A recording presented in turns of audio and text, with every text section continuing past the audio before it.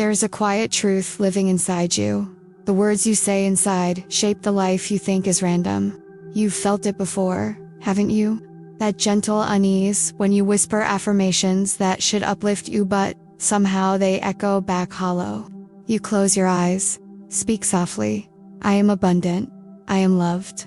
But beneath the warmth of these words, a subtle tremor runs through your chest. Doubt breathes softly, hidden beneath your heartbeats. You sense it, though you might pretend it isn't there.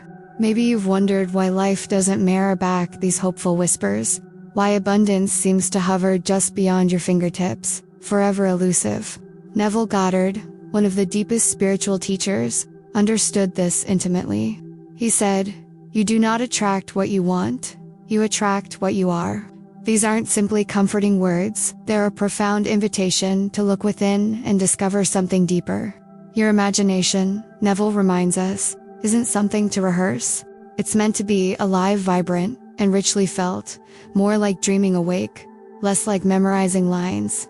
It's the gentle place you go when you drift into sleep, where the barriers between reality and possibility blur softly into one another. And neuroscience now whispers the same truth through Dr. Joe Dispenza's insights. Your brain records your words, not when spoken aloud, but when felt deeply. Your heart and mind dance together in coherence, creating a tangible reality from subtle inner vibrations. The life you see isn't random, it's the quiet echo of who you truly feel yourself to be. And yet, you keep searching for that magical phrase, that perfect vibration, the hidden gesture that might unlock everything you've longed for. The ache of this search is familiar, almost tender. It's the secret longing you've never fully voiced, but carry quietly in your bones. But here's something gentle for you to hold. If you've ever spoken affirmations and felt emptier afterwards, today might finally reveal why. Today, together, we'll journey into a space deeper than words, into the heart of who you truly are. And as we go, I invite you to listen closely, to breathe gently, and feel deeply, because the truth waiting inside you isn't something new you must grasp. It's something ancient you've always carried. Are you ready now to uncover why your whispers haven't reached their destination? And to find the quiet path within you that finally does? Imagine this. You're standing in a quiet room, speaking the words, "I am wealthy." The sound leaves your lips, soft but clear. And yet, inside beneath your ribs, beneath your smile, there's a tightness, a sense of pretending. As if the words you speak are dressing a wound that never healed. They sound right, they sound powerful, but your body isn't listening. It flinches, it tightens, it remembers something else. This is the space where most affirmations dissolve, not because they're wrong, but because they're alone. When you say something with your mouth, but your nervous system vibrates with fear, doubt, or lack, there's a quiet collision. Your mind says yes, but your body whispers no. This contradiction sends out a signal far more powerful than any sentence could override. You're not being punished. You're being heard exactly as you are. There's a kind of silence that speaks louder than words, a tone beneath the tone. Neville spoke about the feeling of the wish fulfilled, not the sentence of it, the feeling. Because the universe doesn't respond to slogans, it responds to states. Your words may be clean, but your vibration carries the ink. Science echoes this ancient truth. Your limbic system, the emotional core of your brain, detects truth not through logic, but coherence. If the emotional charge of your words doesn't match your internal state, your body discards them. It labels them unsafe, unreal. Sabotaging isn't a flaw, it's a survival pattern. And survival always speaks louder than hope. You are not broken for struggling to believe your affirmations. You are not failing. You are simply trying to plant a flower in soil that still carries winter. But the soil is not your enemy. It just needs warmth. It needs you. So take a moment now. Feel what your body does when you say something beautiful. Not to test it, not to fix it, just to witness. Let your hand find your chest. Let your breath slow, and say something kind, quietly. Even if you don't fully believe it yet, notice. That's all. Because the shift begins not when you force the belief, but when you become still enough to feel the signal beneath it. And that signal carries the key to what comes next. There's something deeply sacred about the words we choose to speak to ourselves. But most of us use them like spells we don't quite believe, in repeating phrases with the hope that they'll bend reality. Like magic wands waved in the dark. Yet words are not commands. They are mirrors. They reflect the self that is already alive inside us, ... or the one we're still hiding from. When Neville Goddard said, "Assume the feeling of the wish fulfilled," he wasn't asking you to repeat a desire. He was asking you to step inside it, to wear it like skin, to walk as the person who already carries what they once thought they lacked. It's not about saying, "I want love." That sentence, as gentle as it may sound, is a confession of absence. It vibrates with distance. It reinforces the gap between you and the thing you yearn for. But when you say, "I am someone who is deeply chosen," something shifts. The words no longer reach outward. They anchor inward. They activate a version of you that already lives beneath the surface, waiting, listening, ready. Words, when spoken with emotional resonance, don't manifest outcomes.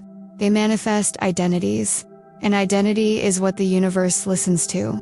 Not what you want, not what you need, but who you believe yourself to be in the quiet space between thoughts. You are not speaking into a void. You are speaking into a field of mirrors. Each word you say to yourself either strengthens the mask or reveals the essence. And this is why so many feel exhausted after repeating affirmations. They're trying to convince themselves of something they've not yet given permission to become. The words sit on the surface.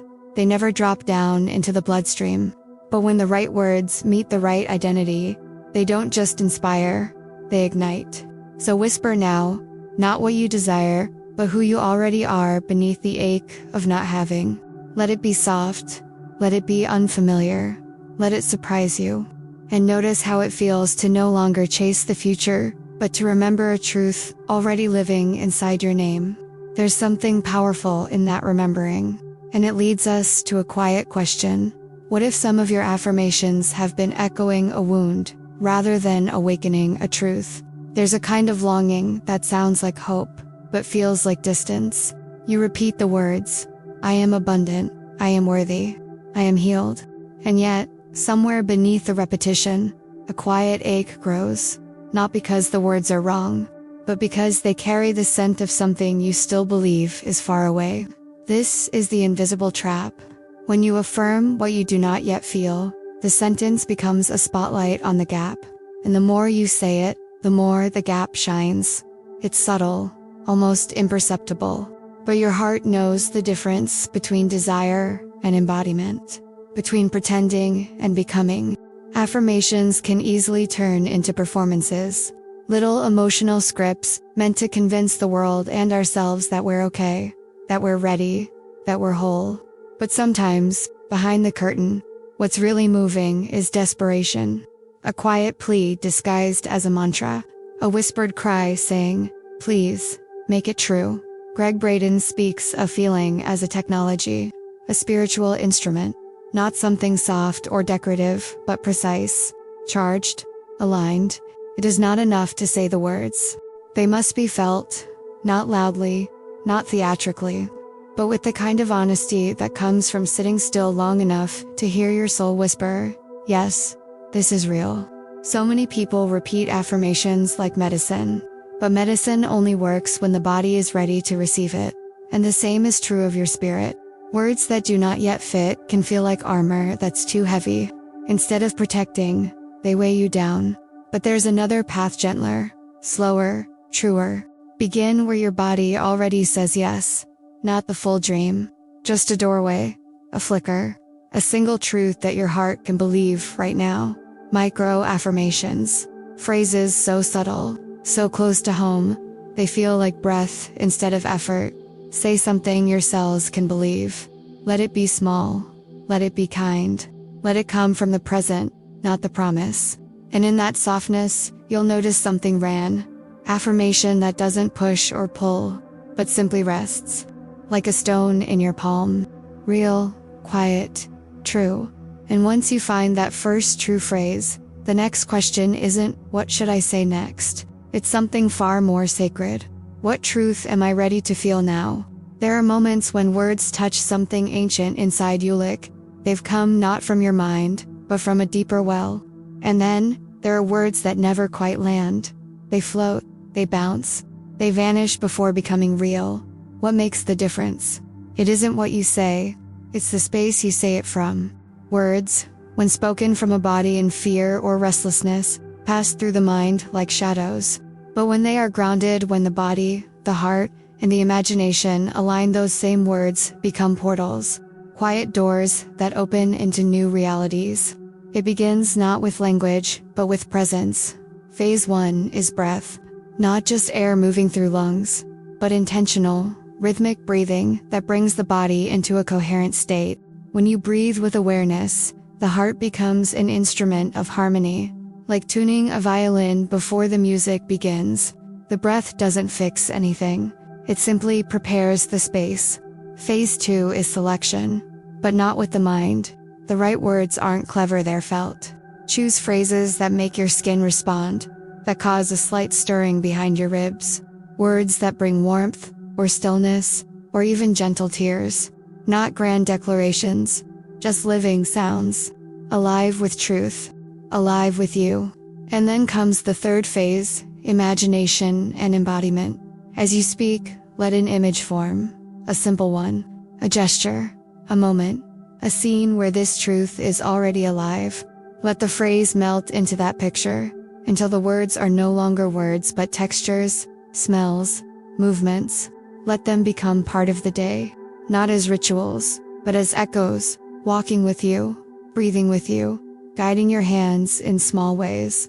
There's a woman who spoke just 3 words, every morning, for 90 days. I am safe, not as a chant, not as a demand, but as a gentle remembering. She touched her chest, felt the quiet behind her breath, and then lived her day as if safety were a thread, gently pulling her forward. Each small action she took, no matter how ordinary, became an answer to those words, and slowly, her life began to rearrange itself, not because of magic, but because of resonance. This is not performance. This is alignment. And when your breath, your words, your images, and your daily gestures sing the same note of in softly, reality begins to bend in your direction. Not because you forced it, but because you finally became the place where your words could live. And now, as the thread deepens, what if each sentence you speak could become a doorway? Would you rush to say more, or would you pause and choose with reverence? Long before language became something to explain or convince, it was something sacred. Words weren't just tools, they were bridges, symbols woven with breath. Each one believed to hold the seed of creation itself. To speak was to shape. To name was to bring into being. The word spell, in its oldest roots, meant both to enchant and to articulate. In ancient traditions, to cast a spell wasn't a gesture of fantasy, it was an act of alignment. The words were precise, but not rigid. They were alive, charged, whispered with intention from hearts that knew the power of silence. In Egypt, in India, in the old Hebrew tongue, sacred phrases were not spoken in casual tones. They were sung, breathed, carried in vibration. Because the people knew something we've nearly forgotten. That sound doesn't just describe reality, creates it. Each word a seed, and each speaker, a gardener of wands. But even the most powerful seed needs soil. And here lies the forgotten truth. If the heart, the soil is filled with acidity, fear, or grief, the words cannot root. They may sound beautiful, but they wither before they blossom. Your words are sacred, not because they're poetic, but because they are vessels. And you are the one who fills them with doubt, or with presence, with longing, or with truth. Some traditions taught that words should only be spoken after entering a sacred state, a pause, a breath, a gesture of reverence. Even today, your body still remembers this, that before words carry power, the spirit must be still. So place your hand over your heart, not as a technique, as a remembering. Feel the rhythm beneath your palm, the ancient drum that has never stopped. And then, from that quiet place, let the words come. Let them emerge like embers, not to impress the world, but to realign your inner one. A phrase, born from presence, carries more magic than 100 lines repeated in fear. And so we arrive at a deeper understanding. Your voice is not just an instrument, it is a spell.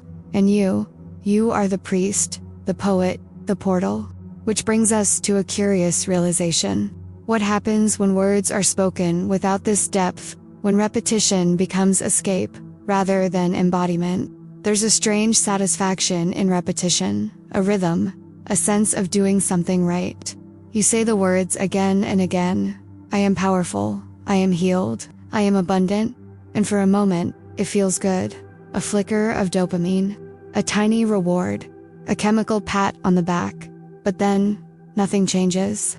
The high fades, the silence returns, and you're left wondering why the outer world still reflects the same patterns, the same weight, the same waiting. It's not that the words are wrong. It's that the repetition became a distraction from the real work of feeling. When we repeat affirmations without emotional resonance, they become a loop, familiar, comforting, but ultimately hollow. The brain receives the dopamine hit, that fleeting signal of progress, but the body doesn't transform. The subconscious, that deep reservoir where true change occurs, remains untouched because it doesn't respond to sound alone. It responds to sensation, to coherence, to meaning. This is the dopamine trap, the illusion of change, without the substance of it. Like drinking salt water, when you're thirsty it fills the mouth, but dries the soul. But when words are spoken in harmony with the body's felt truth, something else happens. The nervous system relaxes, the heart opens, and the brain begins to rewire itself. Emotional neuroplasticity, not just thinking new thoughts, but feeling new futures. You're no longer memorizing a better life. You're beginning to live inside its frequency. Imagine this. You whisper a phrase that touches something real. It lands in your chest. It stirs a breath. And then subtle, almost invisibly you take one small action that reflects it. You say, I am worthy of rest. And you close your laptop 5 minutes earlier. You say, I am already connected. And you look someone in the eye just a second longer. These are not grand gestures, but they are signals to your brain. Signals that something is changing. That your words are no longer theater, they are thresholds. Each one linked to a shift in behavior, a micro movement, a choice. And this is where neuroscience and spirit meet, in the quiet union of word, feeling, and action. When all three align, the brain rewards you not just with dopamine, but with a new identity. You begin to crave authenticity, not performance, presence, not perfection. So now, the question isn't how many times you've said the words. It's whether the words have finally begun to live inside you. And perhaps that living begins not with volume, but with softness. Not with declaration, but with a whisper. There's a voice within you that doesn't shout. It doesn't command or convince. It doesn't need to. It speaks in hushes, in pauses, in the stillness between heartbeats. This is the voice the subconscious listens to. Not the one you repeat out loud with urgency, but the one you murmur to yourself, almost accidentally, when no one else is listening. Neville Goddard knew this space well. He called it the state akin to sleep. That liminal place where the body surrenders and the soul begins to awaken. Where the veil between what is and what could be grows thin. In that moment, soft, heavy, sacred, the mind stops resisting, and the whisper becomes law. This is where true reprogramming begins. Not through willpower, not through repetition, but through resonance. A soft voice, speaking from deep alignment, carries more creative force than 1,000 affirmations shouted into the void. Because the subconscious doesn't understand volume. It understands emotion. And emotion rides on tone, on texture, on timing. When you whisper a phrase right before sleep, when your defenses are down and your nervous system is quiet, that phrase slips in. It becomes a seed. And in the still of night, it roots itself. Your conscious mind may forget, but your body remembers. The gentle repetition of a single phrase, spoken not with effort, but with intimacy can bend timelines, not because it forces the universe, but because it aligns you with it. And this whisper, when spoken with sincerity, becomes a thread, a golden thread pulling you forward, one soft breath at a time, before sleep, upon waking, in the shower, while your hands wash a dish or fold a blanket. These are the sacred spaces where the whisper lives. The world calls them mundane, but you know better. You know they are portals. So lean into the softness. Let your inner voice become silk. Let the phrase become breath. Not because you're trying to manifest something, but because the whisper has become who you are. And as you close your eyes tonight, or the next time you rise with the morning light, there may come a moment when that quiet sentence stirs within you. Not because you remembered to say it, but because it remembered you. And now, as that whisper echoes softly in the distance, what if the voice you've been searching for was never meant to be louder, but truer? There's something tender about coming to the end of a conversation like this. Not because it's over, but because something unspoken has shifted inside. A small truth remembered. A silent thread picked up again. Not from the mind, but from somewhere deeper. Somewhere older. Bruce Lipton once said that the subconscious is not programmed by what you want, but by what you feel, over and over again, as true. It's not your desires that write the code of your reality, it's your emotional repetition, the way your body and soul agree, day after day, on what you are.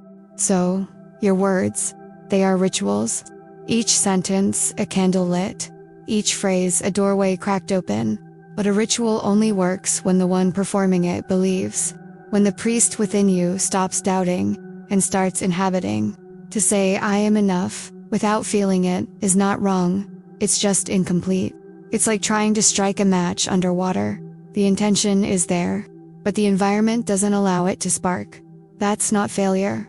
That's an invitation. An invitation to dry the match. Warm the space. And let the words rise, not from the lips, but from the marrow. Because words are not muletas for the wounded self. They are the fingerprints of your becoming. They are not scripts to fix your life. They are the voice of your new identity already unfolding. And maybe now, as you sit with all that's been spoken, you feel something stirring. Not urgency, not pressure, but a kind of readiness. A quiet recognition that your voice matters, not because it's loud, but because it's true.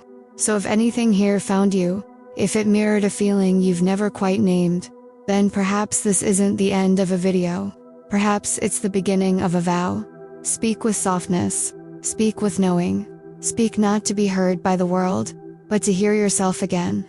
And if this touched something in you, let it ripple outward. Let your comment be a continuation. Let your sharing be a signal, not for attention, but for alignment. If the words you've heard today lit even one small light inside you, they may light another, too, because this isn't something to learn. It's something to carry. You didn't just listen. You remembered.